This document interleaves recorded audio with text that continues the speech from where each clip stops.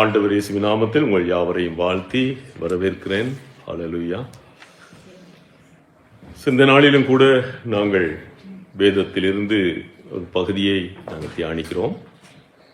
உலகமெங்கும் வார்த்தையை கேட்டுக்கொண்டிருக்கிற உங்கள் யாவரையும் கூட வாழ்த்தி வரவேற்கிறேன். நாம் லூக்கா 13ஆம் அதிகாரத்தில் இருந்து ஒரு பகுதியை இன்றைக்கு நாம் தியானிக்கிறோம்.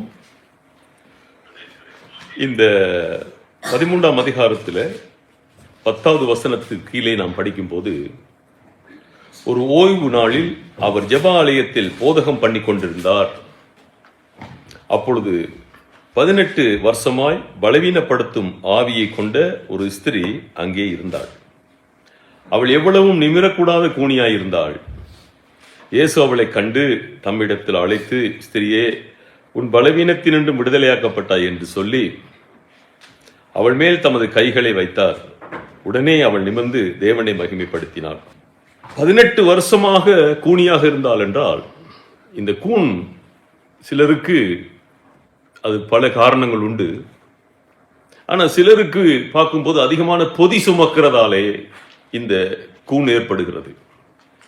சிலர் சொல்லும்போது நான் கேட்டிருக்கிறேன், அதிகமாக சிறு வயதிலேயே அவர்கள் பொதி சுமந்து சுமந்து அந்த முதுகெலும்பு அங்கே வளைந்திருக்கிற சிலவருடைய வாழ்க்கையிலும் அதை நான் பார்த்திருக்கிறேன். ஏராளமான பொதிகள், ஏராளமான பாரத்தை சுமக்கும் போதும் இந்த கூன் ஏற்படுவதற்கு ஒரு வாய்ப்பு உண்டு. ஆனால் ஜெபாலயத்துக்கு போனவள் அங்கே இந்த கூன் 18 வருஷமாக ஏன் இருக்க வேண்டும்? ஆனால் கர்த்தருடைய பிள்ளைகளே, அது பழைய ஏற்பாட்டிலே அங்கே நாங்கள் பார்க்கிறோம். அந்த யூதர்களுடைய ஜெப ஆலயங்களிலே நியாயப்பிரமாணங்கள் வாசிக்கப்படுகிறது. நியாயப்பிரமாணத்திலும் கூட அங்கே எழுதப்பட்டிருக்கிற காரியம், நம்முடைய வியாதிகள் சுகமாகிறது, சுகமான விடயங்கள் இவைகள் யாவையும் அங்கே அவர்கள் வாசித்திருப்பார்கள், இவள் கேட்டிருப்பாள், எல்லாம் நடந்திருக்கும். ஆனால் இவளுடைய கூன் நிமிரவே இல்லை.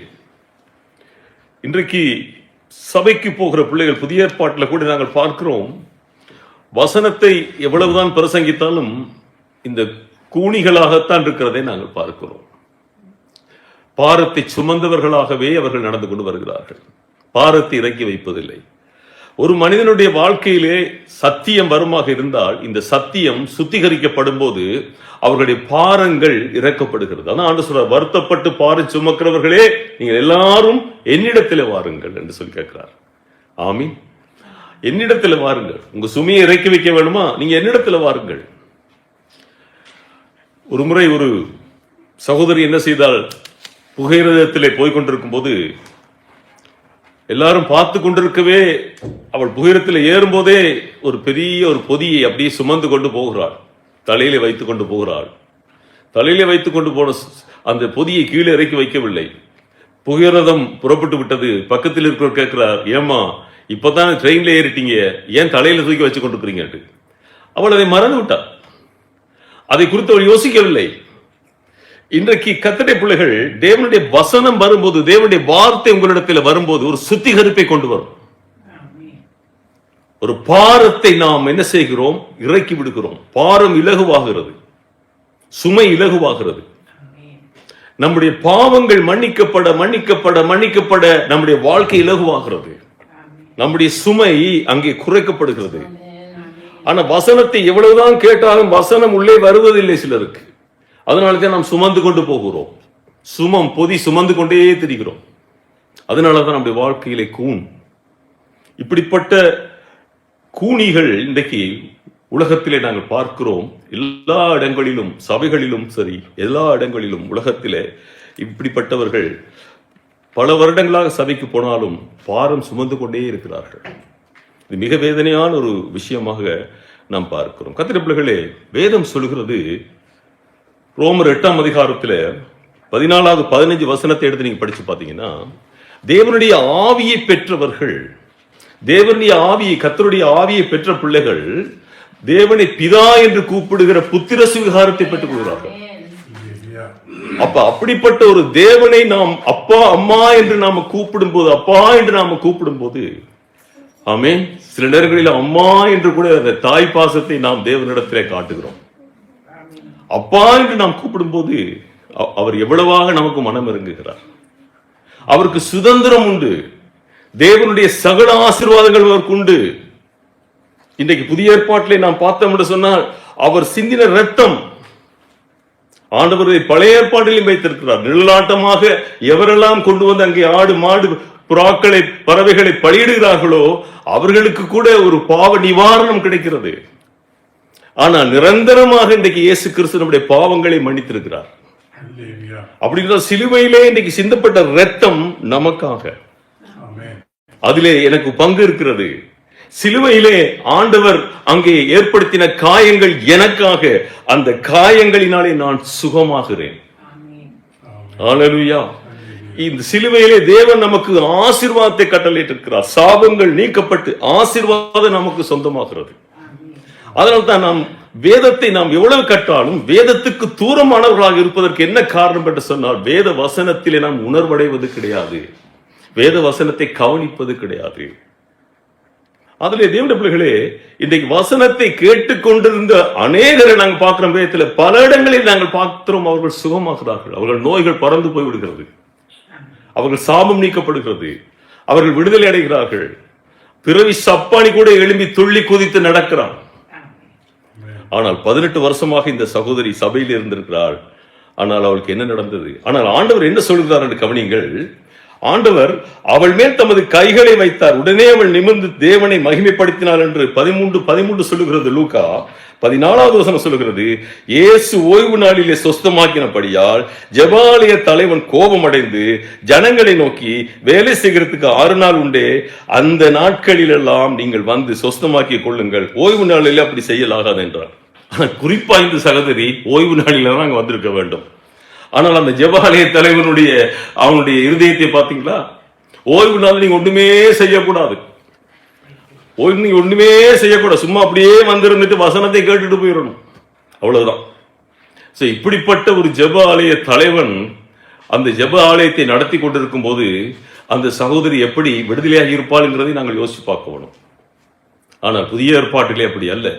புதிய ஏற்பாட்டிலே நாங்கள் பார்க்கிறோம், ஓய்வு நாட்களிலே ஆராதனைகளிலே ஏராளமானவர்கள் சுகமாகிறார்கள், ஏராளமானவர்கள் விடுதலையாகிறார்கள், ஏராளமான பிள்ளைகள் சத்துருவின் பிடியிலிருந்து விடுதலையாகிறார்கள், அவர்களுக்கு பூர்ண விடுதலை கிடைக்கிறது. ஹல்லேலூயா. இன்றைக்கு இந்த ஞாயிற்றுக்கிழமையில இந்த உலகமெல்லாம் நடக்கிற ஆராதனைகளை பார்த்தீங்கன்னா ஏராளமான ஜனங்கள் இன்றைக்கு விடுதலை ஆகி கொண்டிருக்கிறார்கள், இந்த நேரத்தில் விடுதலை ஆகி கொண்டிருக்கிறார்கள். ஹல்லேலூயா. அதனாலதான் ஆண்டவர் 15வது வசனத்துல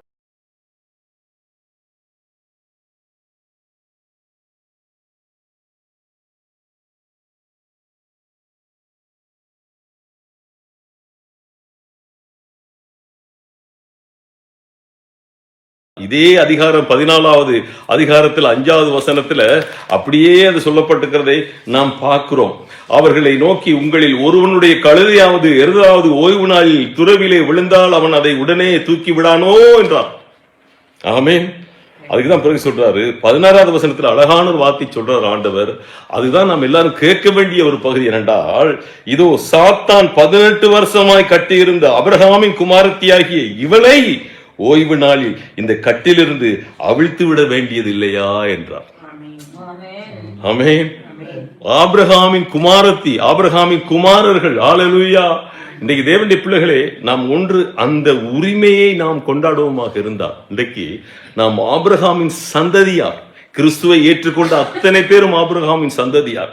இன்றைக்கு தேவனை அப்பா பிதாவே என்று கூப்பிடுகிற பிள்ளைகள் நாங்கள். ஹல்லேலூயா. அவரிடத்தில் என்னென்ன இருக்கிறதோ அத்தனையும் நமக்கு சொந்தம், அத்தனையும் எனக்கு சொந்தம், அத்தனையும் உங்களுக்கு சொந்தம். ஹல்லேலூயா. அத்தனையும் நமக்கு சொந்தம். அதனாலதான் அவர் சொல்றாரு, இந்த ஆபிரகாமின் குமார, இதோ சாத்தான் 18 வருஷமாய் கட்டியிருந்த ஆபிரகாமின் குமாரத்தியாகி இவளை ஓய்வு நாளில் இந்த கட்டிலிருந்து அவிழ்த்து விட வேண்டியது இல்லையா என்று கேட்கிறார். ஆமென். பாருங்க, அந்த அந்த வார்த்தையை என்ன அழகாக ஆண்டவர் அங்கே அதை சொல்லுகிறார் என்று சொல்லி பாருங்கள். இன்றைக்கு நாம் இந்த நாட்களிலே வாழ்கிறோமே, நமக்குள்ளேயே இன்றைக்கு ஆவியானவர் இருக்கிறார்.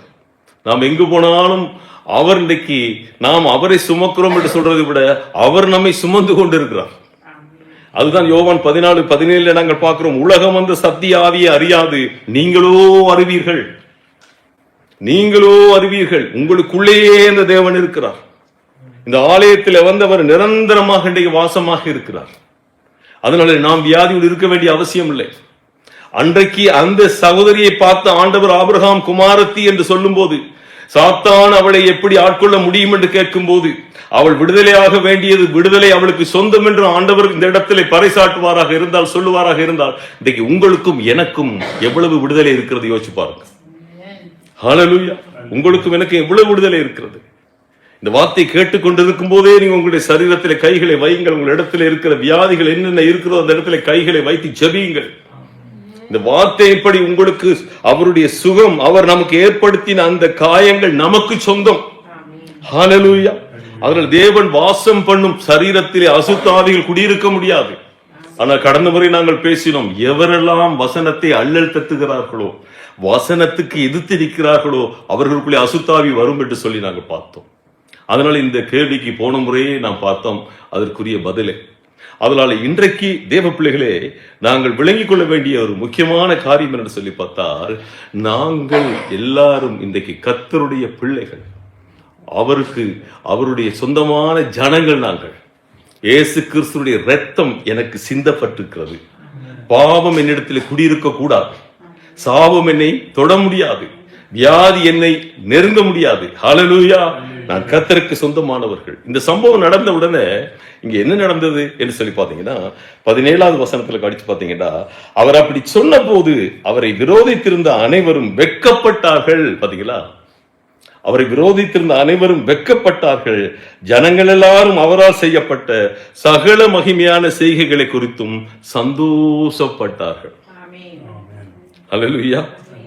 ஆமீன். எதிர்க்கிற கூட்டம் இருந்தாலும் அவரை ஆதரிக்கிற, அவரை ஏற்றுக்கொள்கிற கூட்டம் உலகத்தை எதிர்க்கத்தான் செய்யும். வரப்போற நாட்கள், அவருடைய 1000 வருட அரசாட்சி தொடங்குற நேரத்தில் பார்த்தீங்கன்னா, ஏராளமானவர்கள், அறியாதவர்கள், அவரை எதிர்த்தவர்கள், அவரை விரும்பாதவர்கள், அவரை மெசியா என்று சொல்லி நிராகரித்த அத்தனை பேரும் போய் அவர் பாதத்திலே விழுவார்கள். அந்த நாள் வருகிறது. ஆமீன். அதனாலே இந்த செய்தி, இந்த நாளிலே கர்த்தருடைய பிள்ளைகளே, நாம் கூனியாக இருக்க வேண்டிய அவசியம் இல்லை. பாரம் சுமக்க வேண்டிய அவசியம் இல்லை. நம் பாரம் எல்லாவற்றையும் அவர் சுமந்து தீர்த்தார். ஆமீன். அவர் சுமந்து 18 வருஷமா இந்த சபைக்கு போய் அந்த கூனி அப்படி இருப்பாளாக இருந்தால் சிந்தித்து பாருங்கள். இன்றைக்கு நீங்கள் சபைக்கு வந்திருக்கிறீர்கள், சபையை சேர்ந்திருக்கிறீர்கள்.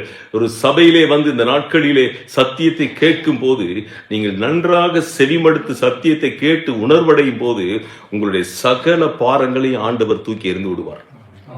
ஹல்லேலூயா. உங்கள் செவிகள் கேட்டு நீங்கள் உணர்வடைகிற வேளையிலே கர்த்தருடைய பிள்ளைகளே, இந்த நாளிற்குரிய ஆசீர்வாதத்தை நீங்கள் பெற்றுக்கொள்ள முடியும். அதனால எவரும் ஆலயத்துக்கு வந்து வெறுமையாக போக வேண்டிய அவசியம் இல்லை. அவர்கள் வந்த விதமாக போக வேண்டிய அவசியம் இல்லை. அவர்கள் எந்த நிலையில் வந்தாலும் ஆண்டவர்களை ஆசீர்வதித்து தான் அனுப்புவார். வியாதியோடு வருகிறவர்களை வியாதி நீக்கி அனுப்புகிறார். சாபு கட்டுடர்களை சாபு கட்டுகளை உடைத்து அனுப்புகிறார். அல்லேலூயா. இன்னும் பாவத்தை விட முடியலே என்று நினைத்து அங்கலாய்க்கிறவர்களுக்கு பாவத்தை ஆண்டவர் விடுவித்து, பாவத்திலிருந்து விடுவித்து ஆசீர்வதித்து அனுப்புகிறார். உலகத்திலே இருக்கிற எல்லா சபைகளுக்கும் போற பிள்ளைகளே, உங்கள் ஒவ்வொருவருக்கும் இதேதான் செய்தி. நீங்கள் சபைக்கு போகிறது நிச்சயமாக ஒரு எதிர்பார்ப்போடு போக வேண்டும். ஏனால் அங்கே தேவன் உலாவுகிறார், அங்கே சத்தியம் இருக்கிறது, அங்கே பரிசுத்த ஆவியானவர் அசைவாடி கொண்டிருக்கிறார். ஹல்லேலூயா. இந்த நாளிலே நாம் செபிக்க போகிறோம். இந்த வசனத்தை கேட்ட ஒவ்வொருவரை கர்த்தர் ஆசீர்வதிக்கும்படியாக. நீங்கள் ஒருவரும் பாரம் சுமக்க வேண்டிய அவசியம் இல்லை. நம் பாரத்தை எல்லாவற்றையும் தேவனே சுமந்து தீர்த்தார். ஹல்லேலூயா. கண்களை மூடி எல்லாரும் ஒரு விஷயம் ஜெபிப்போம். நீங்களும் இன்றைக்கு உலகத்திலே இந்த வார்த்தையை கேட்டுக்கொண்டிருக்கிற ஒருவருக்காகவும் உங்களுடைய ஜெபத்திலும் இதை தாங்கிக் கொள்ளுங்கள். நல்லவரே, உங்களை துதிக்கிறோம் அப்பா. நன்றியோடு என் தேவனை நோக்கி நான் பார்க்கிறேன். இந்த நாளிலே எங்களை இந்த இடத்திலே கர்த்தாவே இந்த வார்த்தையை கொடுக்க வைத்தீரே தகப்பனே. இதை கேட்டுக்கொண்டிருக்க ஒவ்வொருடைய செவிகளும் திறக்கப்படட்டும். ஒவ்வொருடைய இருதயத்திலும் இந்த வசனம் இந்த நாட்களை கிரிய செய்யட்டும். வசனம் ஆண்டவரே தகப்பனே கேட்கிற ஒவ்வொரு பிள்ளைகளுடைய சரீரங்களிலே இந்த நாட்களிலே இருக்கிற வியாதிகள் நீங்கட்டும், பலவீனங்கள் நீங்கட்டும். அப்பா, குறைகள் நிறைவாகட்டும். இந்த கவலைகள், வேதனைகள், தொல்லைகள் எல்லாம் ஆண்டவரே அப்பா, ஆவி ஆத்துமா சரீரத்தை விட்டு நீங்க வேண்டும் என்று சொல்லி நான் ஜெபிக்கிறேன். ஒவ்வொரு பிள்ளைகளையும் நான் ஆசீர்வதிக்கிறேன். கேட்டுக்கொண்டிருக்கிற ஒவ்வொருவரும் தங்களுடைய சரீரத்திலே நோய் நீங்கி விடுதலை அடைவார்களாக. இயேசுவின் நாமத்தில் ஜெபிக்கிறேன், ஜீவனுள்ள நல்ல பிதாவே, ஆமென்.